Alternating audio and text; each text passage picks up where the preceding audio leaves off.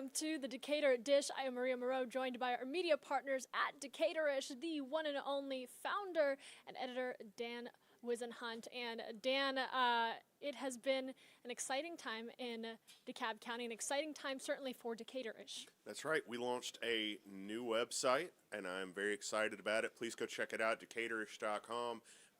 It's got everything that our old website didn't, and it's really great for the user experience. So I just encourage you all to go check it out, and please share your feedback with me at dan@appinmedia.com. I got to see it for the first time the other day, and I was like, wow, it's really easy to navigate. So Yes. Great job to you and your team. The content continues to be engaging and plentiful, so really appreciate everything that you do in and around Absolutely. DeKalb County.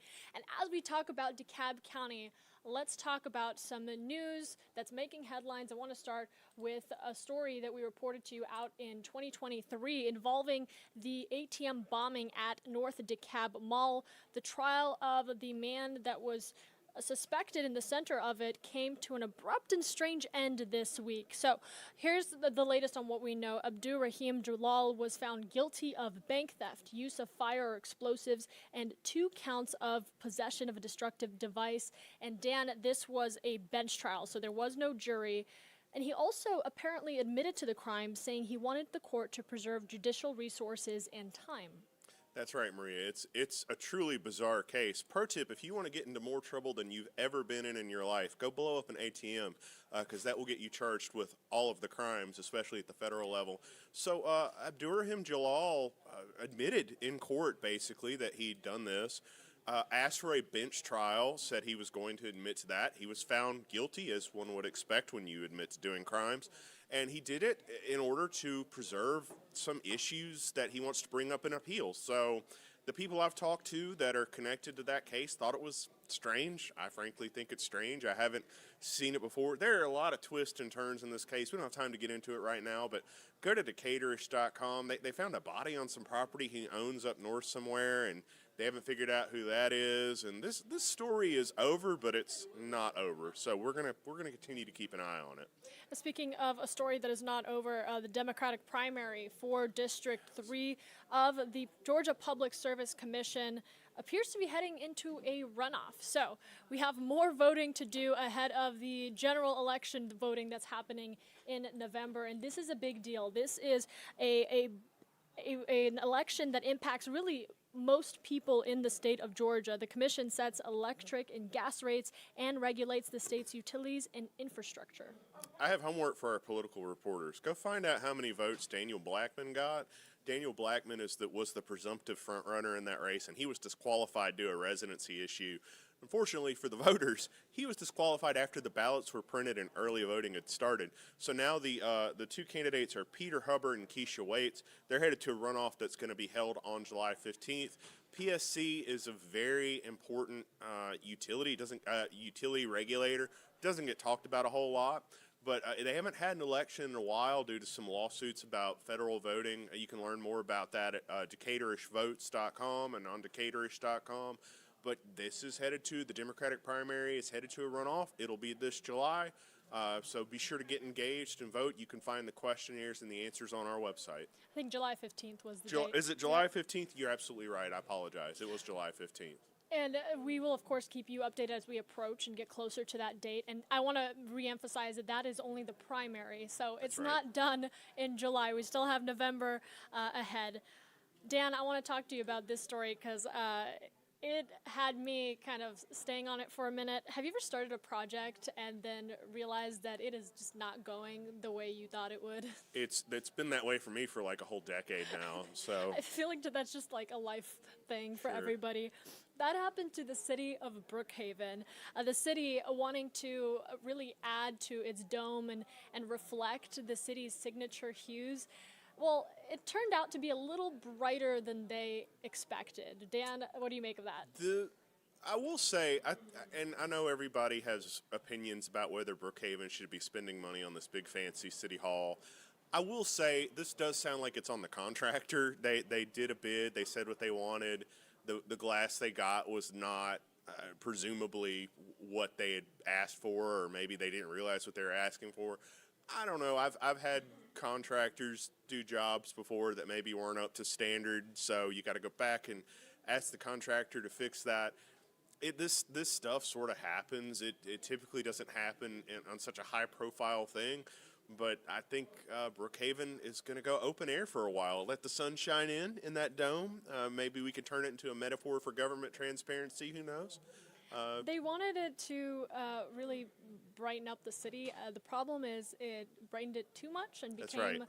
a concern. So It was too colorful. it was too colorful. I'm curious to see what they come up with after Me too. this.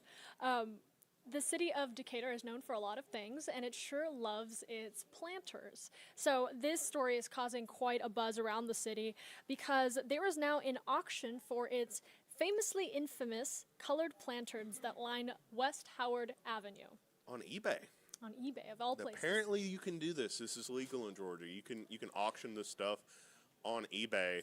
As much as we have built and then driven the hype train around these planters, I'm personally offended that we didn't get one gratis. They should have just comped us one. But I understand they're actually going to sell it to raise money to do some signage around the Beacon Hill community, which is a historic black community in Decatur that got bulldozed because of urban renewal, and the city's rightfully embarrassed about it. So now we're trying to make up for it by putting out signs, letting people know what was there before the city bulldozed it so long ago. But it really is going to be a nice project when they get around to it. And the auction is going to be July 22nd through July 26th on eBay, and then they're going to do an auction at City. I got to tell you, Maria, you think that this isn't going to go gangbusters. I suspect that it will. I suspect you will see some really absurd bids, especially with the charity aspect involved. And, you know, Decatur is a really strange and funny place. And one of the things that we are obsessed about right now is whether we're going to get this Trader Joe's. And the man who has had the scoop on this story this whole time, the founder of Tomorrow's News Today, Eli Zandeman, is joining us today. And he's one of my favorite journalists in Atlanta. And I'm so excited to have him as our guest. We'll join him with him after this short break.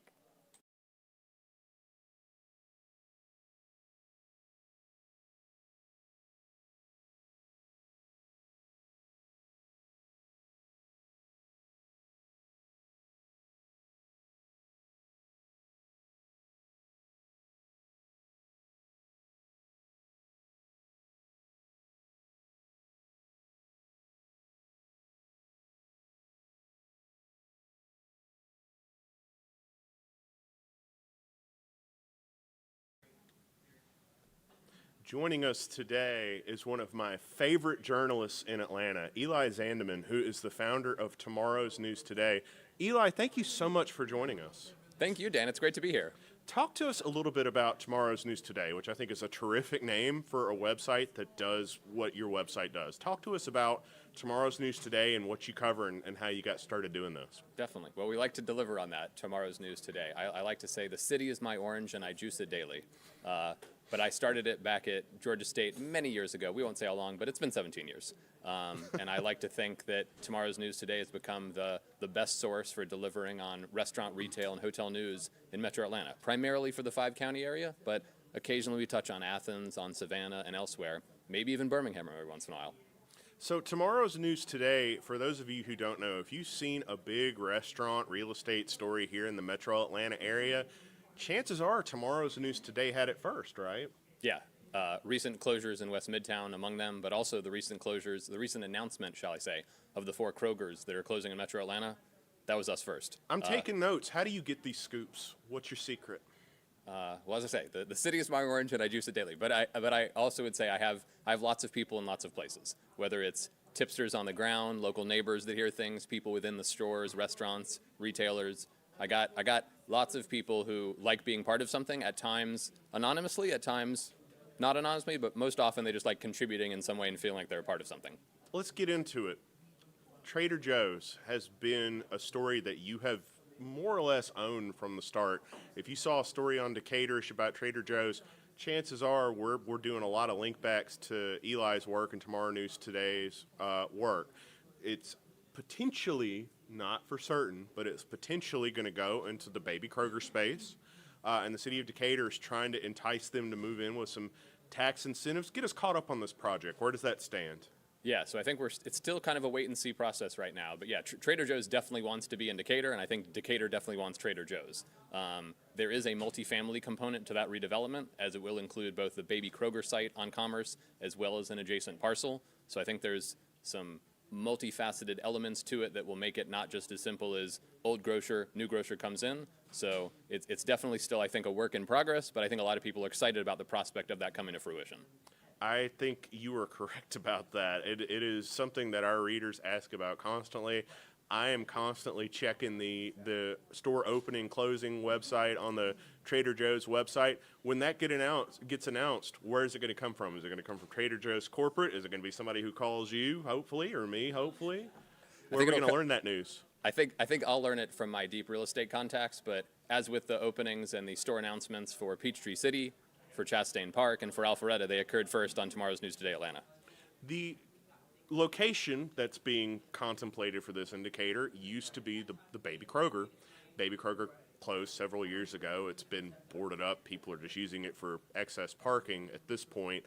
You recently had a very big scoop about Kroger's closing in the metro Atlanta area. Talk to us about that. Yeah, well, real quick on the Baby Kroger note, it's worth mentioning, before that was Kroger, it's also been a Harris Teeter, and it's also been an A&P. So it's had a rich history of grocery in the area, so it would be nice to see Trader Joe's, the more exciting, the newer, trendier grocery store, now replace those. But yes, on the Kroger note, we did recently report that Kroger Company, the Cincinnati-based grocer, plans to close 60 stores nationwide. That was reported elsewhere, but what we found out was the 4 they're closing in metro Atlanta. And those closings include some pretty legendary and landmark locations, including one at Sky Hill in Brookhaven, near the intersection of Claremont and Buford Highway, and then another one at Belvedere Plaza on Memorial Drive. Both of those have been serving their respective communities for many decades, and though, yes, I think many would agree they're run down and maybe not as well maintained as one might hope, definitely their closures will be felt in a negative way by the community as they have fewer options to shop nearby.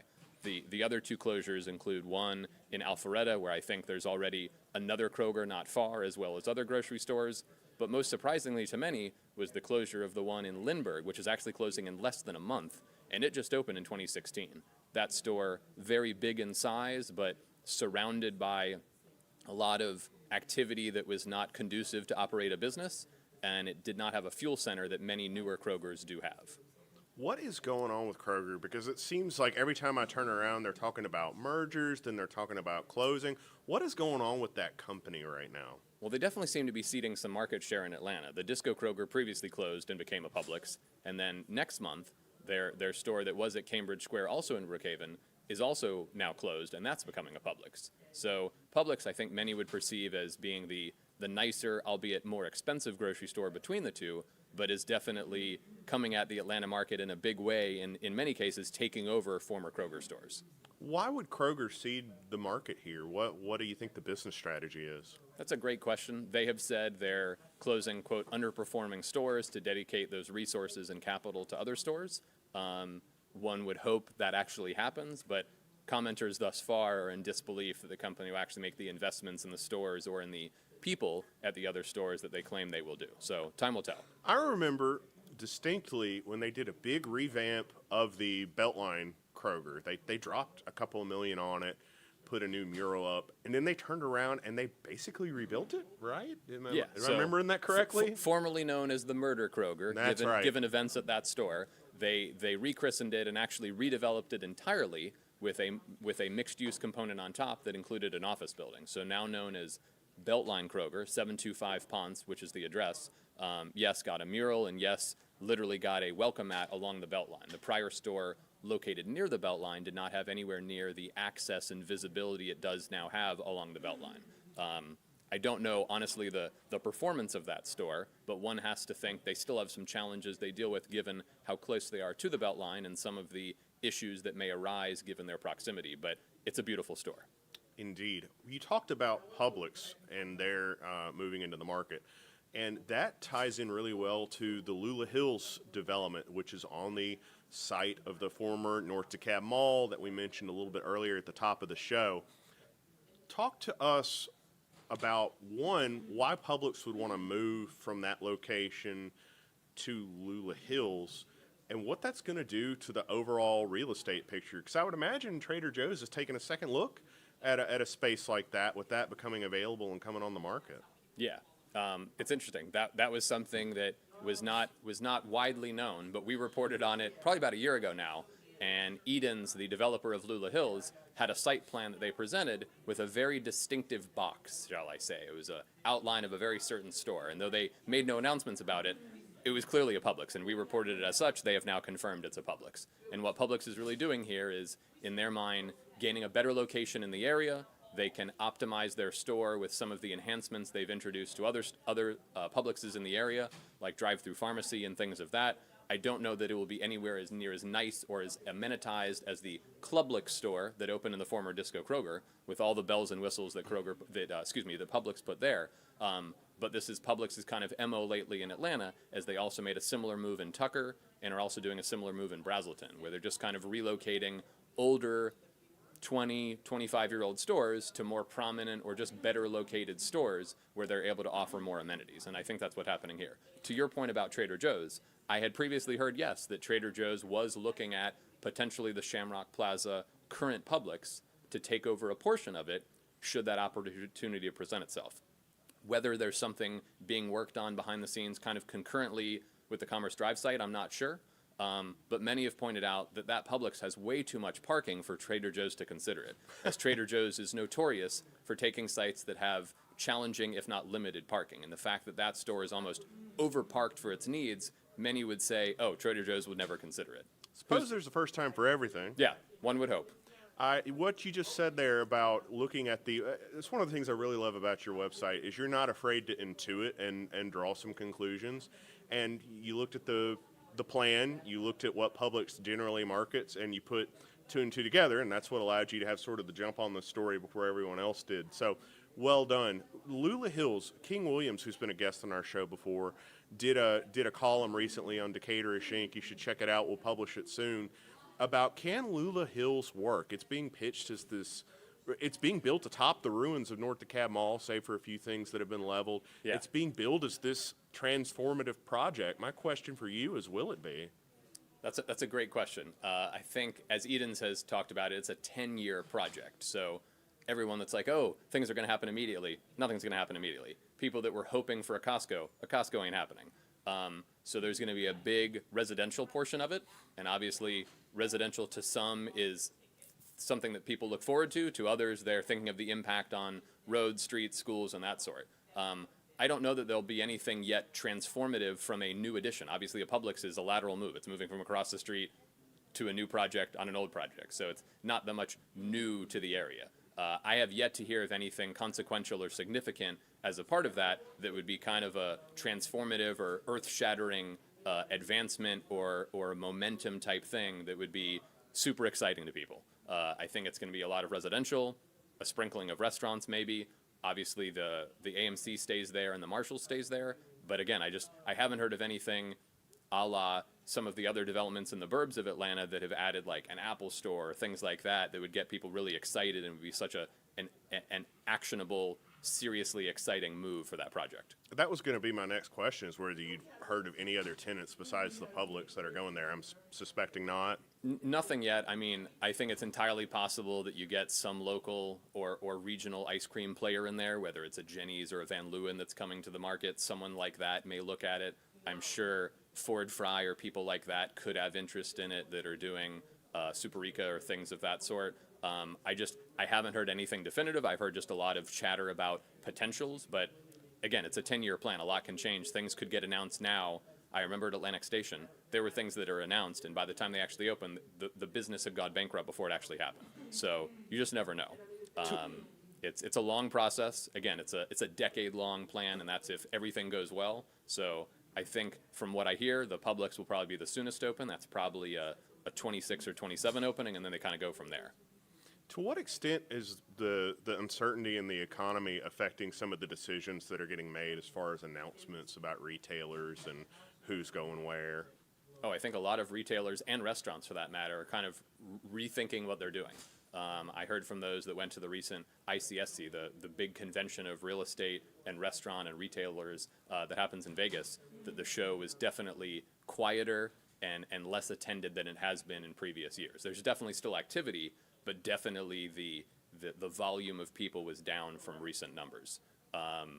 There's definitely still deals being done. There's still restaurants and retailers opening. I would say some people, like Ollie's Bargain Outlet, are taking advantage of all the Big Lots that closed and are backfilling those spaces. And now we have Joann closing, and there'll be people backfilling those spaces. But ground-up development has gotten very expensive. Build-outs for restaurants has gotten very expensive. And I just don't know that we're going to see the same volume of development that we have seen recently, just given the cost and the economic uncertainty that you've mentioned. We're going to stick a pin in it right there because we are out of time, but honestly, I could talk to you for another hour. So Eli Zandeman, Tomorrow's News Today. Eli, where can people find your work? So I am Tonito ATL, Tomorrow's News Today Atlanta, and Tonito ATL on Instagram. Y'all, Eli is doing great work. Eli, thank you so much for joining us. Thank you so much for all the great work that you do, and more importantly, the way you credit other journalists, the way that you expect to be credited. It's a very healthy practice for our local media ecosystem, and we certainly appreciate it, and I know the other people you link to certainly appreciate it, and I hope that you can come join us again sometime. It was great, yeah. Thank you, Dan. Look forward to it. Thank you. All right, this is the Decatur Dish Show. We air right here in Atlanta News First Plus every Wednesday at 12:30 p.m. We'll see you next week. Have a great one, everybody.